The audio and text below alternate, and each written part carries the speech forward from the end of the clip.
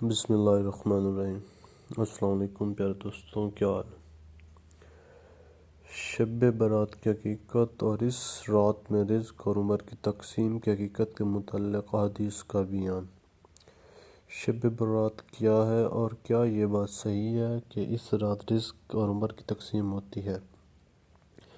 شعبان کی 15ویں شب شب برات کہلاتی ہے، یعنی وہ رات جس میں مخلوق کو گناہوں سے بری کر دیا جاتا ہے۔ تقریباً 10 صحابہ کرام رضی اللہ تعالیٰ عنہم سے اس رات کے متعلق احادیث مقتول ہیں۔ نمبر 1، حضرت عائشہ رضی اللہ تعالیٰ عنہ فرماتی ہیں کہ شعبان کی 15ویں شب میں نے نبی کریم صلی اللہ علیہ وآلہ وسلم کو اپنی آرام گاہ پر موجود نہ پایا تو تلاش میں نکلی۔ دیکھا کہ آپ جنت البقیع یعنی قبرستان میں ہیں۔ پھر مجھ سے فرمایا کہ آج شعبان کی 15ویں رات ہے۔ اس رات میں اللہ تعالیٰ آسمان دنیا پر نزول فرماتا ہے اور کمیلہ بنی کلب کی بکریوں کے بالوں کی تعداد سے بھی زیادہ گناہوں گاروں کی بخشش فرماتا ہے۔ نمبر 2، دوسری حدیث میں ہے، اس رات میں اس سال پیدا ہونے والے ہر بچے کا نام لکھ دیا جاتا ہے۔ اس رات میں اس سال مرنے والے ہر آدمی کا نام لکھ دیا جاتا ہے۔ اس رات میں تمہارے اعمال اٹھائے جاتے ہیں اور تمہارا رزق اتارا جاتا ہے۔ نمبر 3، ایک روایات میں ہے کہ اس رات میں تمام مخلوق کی مغفرت کر دی جاتی ہے سوائے 7 اشخاص کے کہ وہ یہ ہیں: مشترک والدین کا نافرمان، کینہ پرور، شرابی، قاتل، شلوار کو ٹخنوں سے نیچے لٹکانے والا اور چغل خور۔ ان 7 افراد کی اس عظیم رات میں بھی مغفرت نہیں ہوتی جب تک کہ یہ اپنے جرم سے توبہ نہ کر لیں۔ نمبر 4، حضرت علی رضی اللہ تعالیٰ عنہ سے ایک روایت میں مقتول ہے کہ اس رات میں عبادت کیا کروں اور دن میں روزہ رکھا کرو۔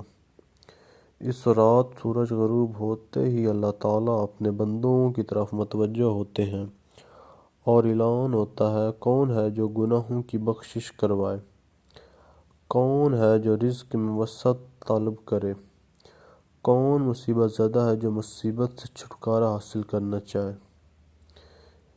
ان حدیث کریمہ اور صحابہ کرام رضی اللہ تعالیٰ عنہ اور بزرگ دین رحمہ علیہ السلام کے عمل سے اس رات میں 3 کام کرنا ثابت ہے۔ نمبر 1، قبرستان جا کر مردوں کے لیے صالح ثواب اور مغفرت کی دعا کیجیے۔ لیکن یاد رہے کہ نبی کریم صلی اللہ علیہ وآلہ وسلم ساری حیات مبارکہ میں صرف ایک مرتبہ شب برات میں جنت البقیع جانا ثابت ہے۔ اس لیے اگر کوئی شخص زندگی میں ایک مرتبہ بھی اتباع سنت کی نیت سے چلا جائے تو اجر ثواب کا باعث ہے۔ لیکن پھول پتیوں، چادر چڑھا دے اور چراغوں کا اہتمام کرنا اور ہر سال جانے کو لازم سمجھنا اس کو شب برات کے ارکان میں داخل کرنا ٹھیک نہیں ہے۔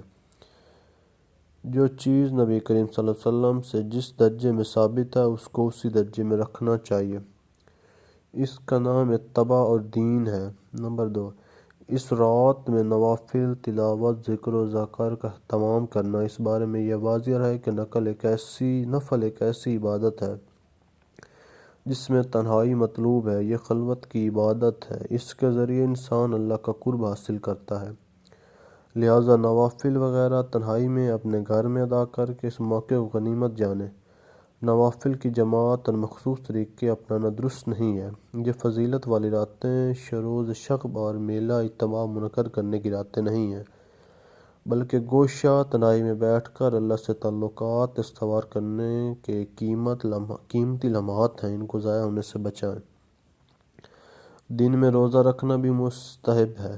ایک تو اس بارے میں حضرت علی رضی اللہ تعالیٰ عنہ کی روایت ہے اور دوسرا کہ نبی کریم صلی اللہ علیہ وآلہ وسلم کے روزوں کا اہتمام فرماتے تھے، لہٰذا اس نیت سے روزہ رکھا جائے تو موجب اجر ثواب ہوگا۔ باقی اس رات میں پٹاخے بجانا، آتش بازی کرنا اور حلوے کی رسم کا اہتمام کرنا، یہ سب خرافات اور اسراف میں شامل ہیں۔ شیطان ان فضولیات میں انسان کو مشغول کر کے اللہ کی مغفرت اور عبادت سے محروم کر دینا چاہتا ہے اور یہی شیطان کا اصل مقصد ہے۔ بہرحال اس رات کی فضیلت بے اصل نہیں ہے اور سلف صالحین نے اس رات کی فضیلت سے فائدہ اٹھایا ہے۔